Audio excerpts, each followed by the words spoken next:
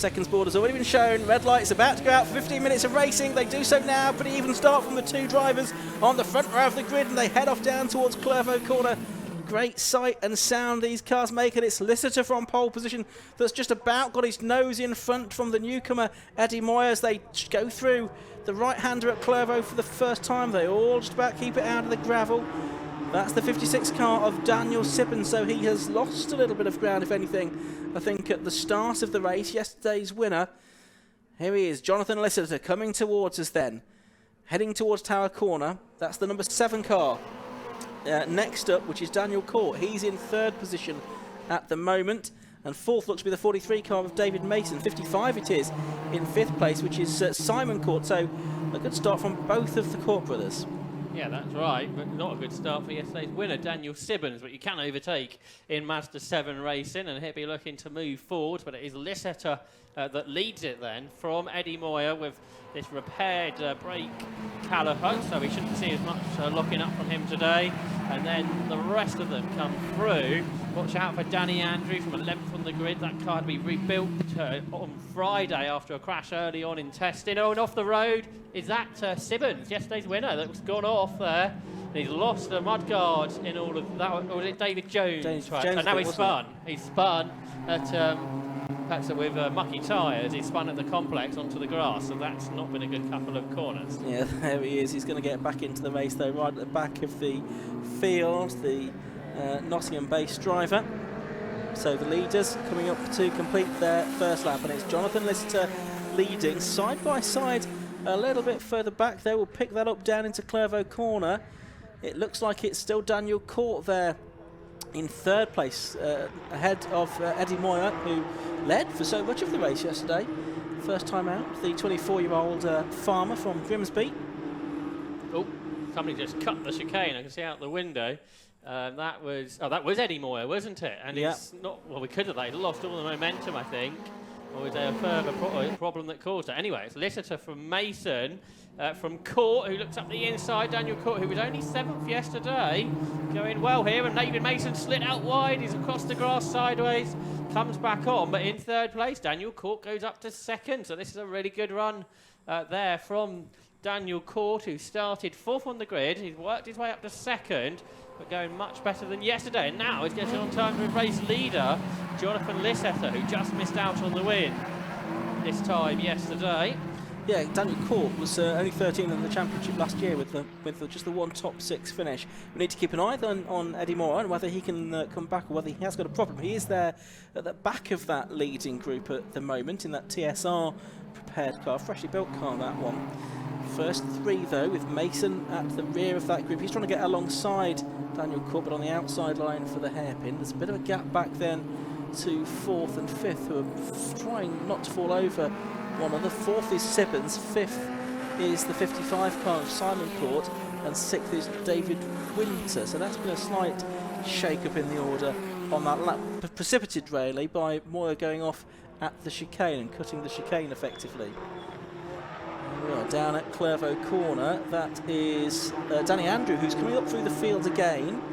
He's up to 7th position now. Is Danny Andrew? He's got a little bit of work to do to get right up to the front. He started the race in 11th position, so he's made it 4 positions so far. And down into Tower they come, and David Mason's trying to get 2nd place back from Daniel Court. The corner, he lost it at a lap ago, and he has successfully done that. And Daniel Sibbons is catching them. He was a bit behind at the end of the previous lap, but he's making it 4 for the lead through the S's on the 3rd lap of this Ma7da race. And then there's a gap back to what was Simon Court in 5th, but now it's David Winter, so Winter ahead of Court. Then Moyer now has got back ahead of Danny Andrew into 7th, and then Ben Powney is up there in 9th, really, just looking for a finish after all these electrical problems he's had plaguing that car all weekend. David Mason got the 2nd a moment ago, now he's going for the lead into the complex. Couldn't quite make it on that occasion, but he's right there now, right on turn with Jonathan Lister. And Daniel Sibbons is with the lead as well. He's going to make it 4 for the lead, I suggest, so don't ride yesterday's victor off for a chance of a second win here at Croft this weekend. Bit of a gap back then to 5th and 6th, Court and Winter. You say Danny Andrews lost out to Eddie Moyer. He's also going to lose out to Ben Powney, I suggest, as well, who's coming up through the field. So the two championship contenders from last year actually only running in 8th and 9th position. This is the fight for 5th and 6th place, though. It's Winter ahead of Court and Moyer catching them once again after that issue a couple of laps ago at this part of the circuit. Yes, let's see if David Mason can gain another place in the tower. He's right on terms with Jonathan Lisseter. Behind Sibbons, I think, will gain a place. He's just got the fastest lap, and now he's got 3rd through tower. Although trying to hang on around the outside, is Simon Court can't do it. But Jonathan Lisseter was able to repel any challenge from David Mason. So it is Lisseter 71 that leads, 43 Mason, and 56 Sibbons, and 7 Court is the lead battle on lap 4 of this race. Yesterday we squeezed in 10 laps, so we should do the same again today. So we're still in the opening stages really, and a big slide there from Simon Court, who spins and avoids collecting Danny Andrews somehow. I think David Winter might have got involved in that as well. So that's left Eddie Moyer in 5th. But we'll catch up on that in a moment, because the top 4 are into the complex for the 4th time, with David Mason still challenging for the lead. Yeah, so 2 green cars out front, Jonathan Lisseter and David Mason. Then it is Sibbons in 3rd, Daniel Court in 4th, and quite a long gap back to 5th position, which is now Eddie Moyer. He's going to have several seconds to make up. We'll see how many seconds in a moment, but let's look at the leaders, because they're getting alongside one another now. Mason's the outside of the circuit at Clairvaux, but he's done it. He's gone around the outside into Clairvaux to take the lead of the race. A wonderful move there from Jonathan Lisseter, but there is still 8.5 minutes to go, and Jonathan Lisseter knows that these races aren't won with 8.5 minutes to go, and if he positions his car in the right place, going perhaps down to tower on the last lap, then it could be all good for him. They're 3 wide now for the lead, though, and it's Sibbons who takes the lead. So 3 leaders in the space of 3 corners, really. Daniel Sibbons has gone down the inside, Lister's gone back to 2nd, and Mason gone back to 3rd. It's absolutely fantastic. So that fantastic move to take the lead by David Mason will come to nothing, really. Into the S's, they are now side by side for 2nd, as David Mason is back alongside Jonathan Lisseter, who runs out wide, giving each other room therefore, but he's trying to slot back in ahead of Daniel Court, and has done so. But because they were side by side through there, Daniel Sibbons has just been able to pull out a couple of car lengths from this group. So that was quite a half a lap there, wasn't it? Starting at Clairvaux with that move round the outside, which you don't see very often from David Mason, but it was Daniel Sibbons through the chicane, had that great run, then a double toe, and now he leads. But that small margin he did have at Sunny has disappeared, and it's 4 for the lead still. Down towards the hairpin, these Ma7da 7s. So if you're seeing these for the first time, these are low-cost chassis with Ma7da MX-5 1.8 litre running gear. Over the line they go, and they're side by side for the lead. They're side by side for 3rd as well. I won't commit to who's going to be actually ahead until they arrive at Clairvaux corner, but it looks like David Mason is ahead of Daniel Sibbons, with Lisseter 3rd and Daniel Court in 4th position. Did Eddie Moore make any progress towards the leaders on that lap? No, he didn't. He was a second slower than the car in front. So, and off the circuit has gone the number 3 car of Callum Barnes as well, from towards the back of the field. But Moyer not making progress towards the leaders as I thought he might do. And he's lost a place. David Winter's got ahead of him. And now so has Ben Powney, who's actually dropped a couple of places, in fact. But for the lead, well, it's Daniel Simmons who heads the way through Tower, and Jonathan Lisseter is side by side with David Mason. And Daniel Court sticking in there in 4th place, side by side through the S's again between Lisseter and Mason. Mason has it on the outside line this time, so he's 2nd, 3rd is Lisseter. And still in front though, Daniel Simmons, yesterday's race winner. He had the 1 win last year. And as I say, he leads the way here, and these 4 with a good gap to the rest, and we're on lap 6 of what should be 10. Sibbons, the 40-year-old wind turbine engineer from Lincoln, started racing in 2007, did some low cost, on and off, only a few races before he moved to the Ma7da 7s. And this is Dad's old load cost that he's rebuilt after 10 years in storage. It was converted to Ma7da 7s back by TSR in 2020, but he's going to lose a place here, is Lisseter, to Mason again, who carries great speed out of the hairpin, and he's using that down into the first couple of corners, but they're almost going 4 wide into Clairvaux corner this time. We'll see if we can pick them up down there. Yes, we can, and it's Mason that's ahead. Lister second, Sibbons down to third, and Daniel Court, who's, whatever happens, seems to be taking 4th position pretty much at the moment. David Winter is in 5th. Ben Powney now up to 6th as well, so he's made progress. Oh, I think he's actually got past him. He has. So he's up to 5th. But I suspect we're going to have a lead change down towards Tower Bend. It's Lisetta on the inside of Mason.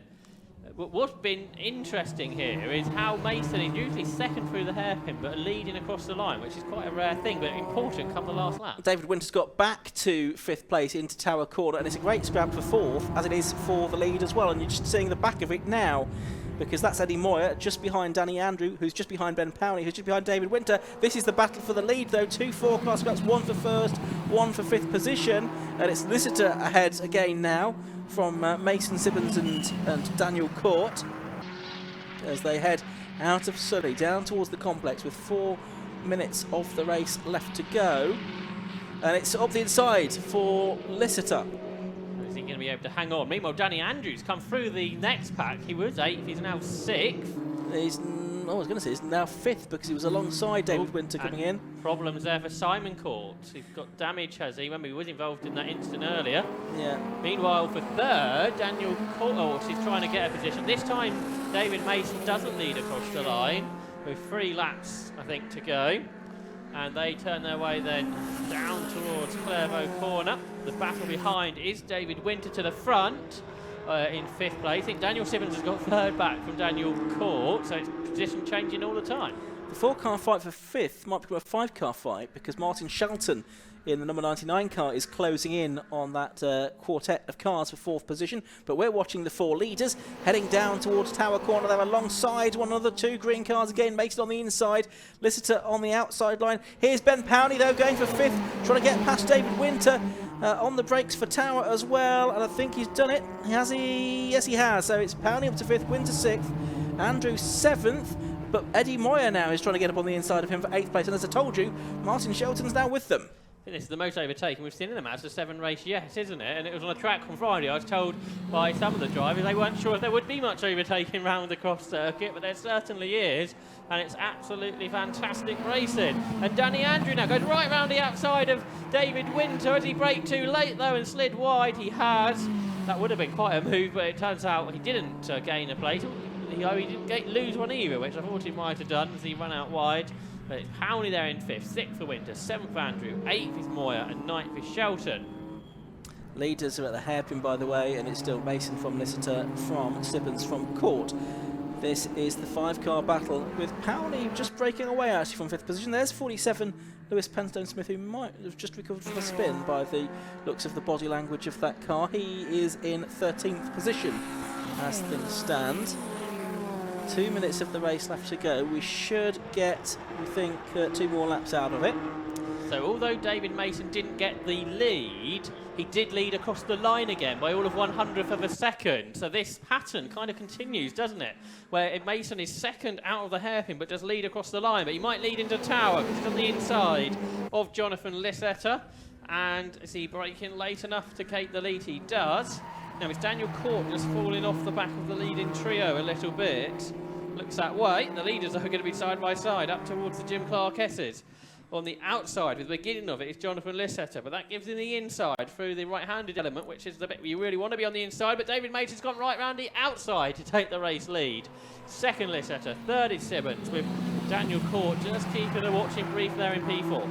Yep, but so they'll be soon seeing the last lap board, and it's at this point they really need to be positioning their cars optimally, because in a slipstreaming affair like this, you don't want to be leading in the wrong place going into the final lap.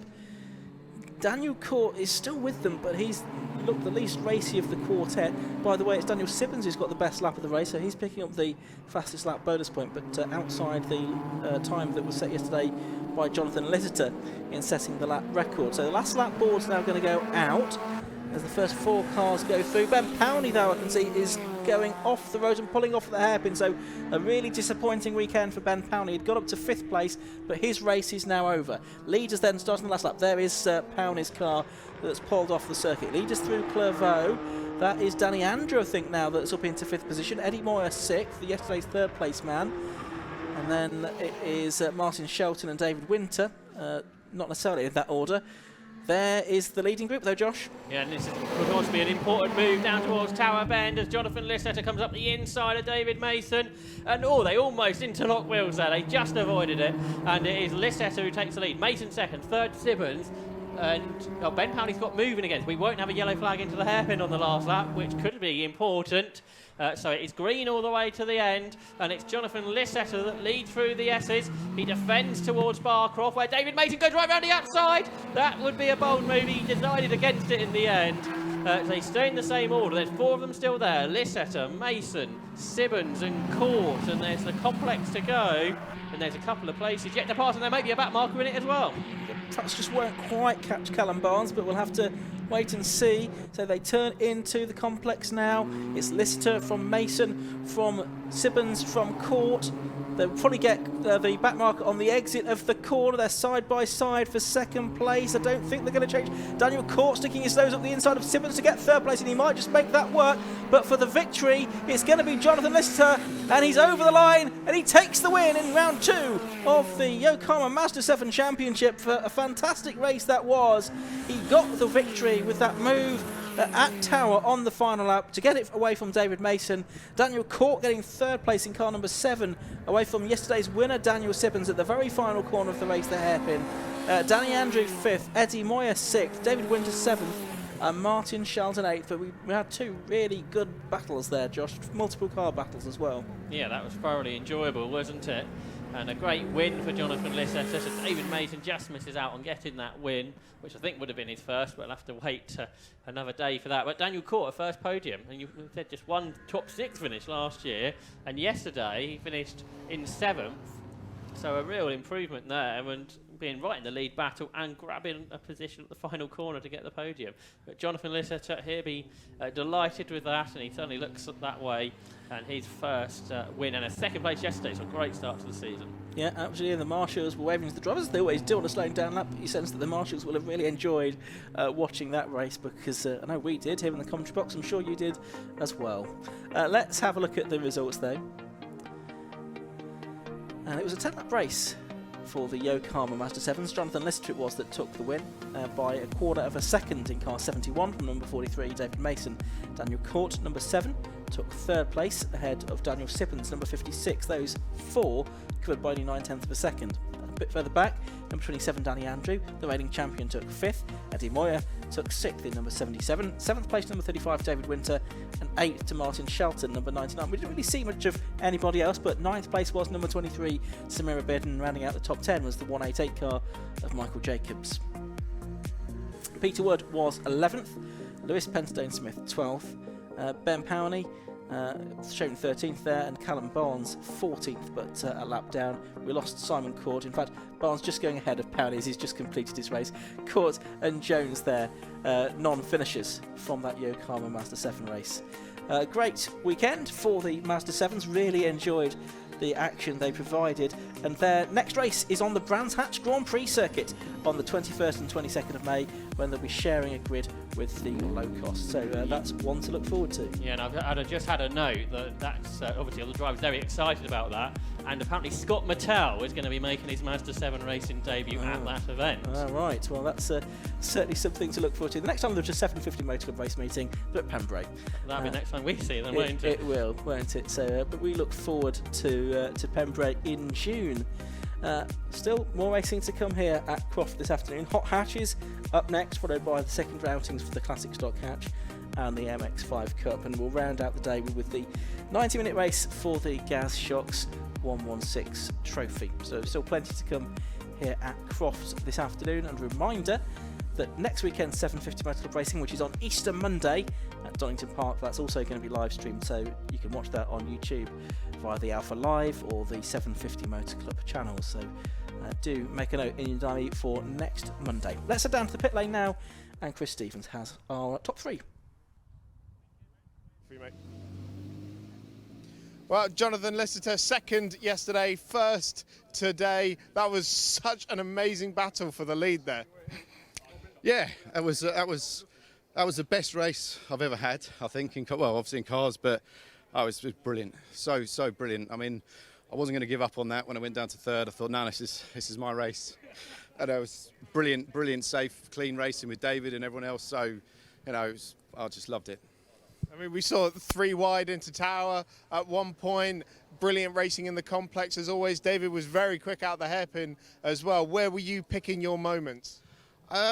Sort of a little bit of everywhere, really. I mean, we're pretty equally matched everywhere. It's just waiting to find the toe. I knew Dave didn't want going into the last lap being leading onto the back straight because I could have gone past him here. But I was picking my points, really, just trying to be smooth and not scrubbing too much speed off in the car in the fast corners. So brilliant race. Obviously, it was very close yesterday as well. What do you think made the difference today? Just not mucking up the start, really. It was just driving a little bit better. But yeah, I've got to say thanks to Stuart and all the boys at TSR for a great car. So thanks. Well, congratulations. Fantastic win and a fantastic race. Let's go and talk to car number 43, David Mason. You were very quick out of that hairpin and it almost looked like you might just pip towards the line. The whole race, I could see where I was quicker and he was quicker. And I knew coming off there, I was a bit quicker than him, but yeah, I didn't want to be in first down there. And then, the toe was massive, which we didn't think it was in qualifying and things like that. But in the race, it really proved it. And yeah, luckily, sort of me and John are that. But there's a few times we were wheel to wheel out there. It was quite scary. But yeah, I think we both trusted each other, so it was good. And you managed to make the outside of the first corner work as well, which we haven't seen so much of in the other championships this weekend. I don't remember that. I can't remember it, but if I did, I did. I just wanted to try and get off the line without having any damage because, I don't want to get too much damage this year and, just try and get through it. But, it's a good thing for Ma7da. Everyone seems to be doing really well and there's no damage, which is really good for the series, so it would grow and grow now. And first podium of the season, should we expect more as the year progresses? Well, this was only going to be my first. I was only going to do one round this year, but I might get a bit of the bug now, so we'll see. All right, well, we hope to see you back. Congratulations on a fantastic race. Let's go and talk to Daniel Court, car number 7, another man, first podium of the season. How was that? No, that was absolutely ridiculous in a way. I don't know, the car felt good, kept going there, gear stick snapped off halfway through and trying to struggle to keep it in gear and get it going, but no, just managed to keep on the backpack and just keep it there. So I'm speechless. I mean, very close with Daniel at the end there as well, and as the winner of yesterday's race, you must have thought, here he comes. Yeah, well, I was behind him and I was just being patient with him, and literally that last corner I'd just seen a gap and I thought, no, I'm going straight into gear, managed to get on the inside of him and just keep it round the inside easy and just managed to pull out and get the head on him and get across the finish line. So yeah. Well, what made the difference today, do you think? I think, I'm fairly new to this, so it's just more track time, seat time that I'm getting, and thanks to everyone at TSR, Team Sellers Racing, for basically getting the car where it needs to be. I was a bit tail happy yesterday, and obviously we've done a few adjustments on it, and it was just stuck around the track, and it was just there. So yeah, it was great. Well, congratulations, first podium of the season. Let's head back to you, Ian. It is the PBS Brakes Hot Hatch Championship coming up next.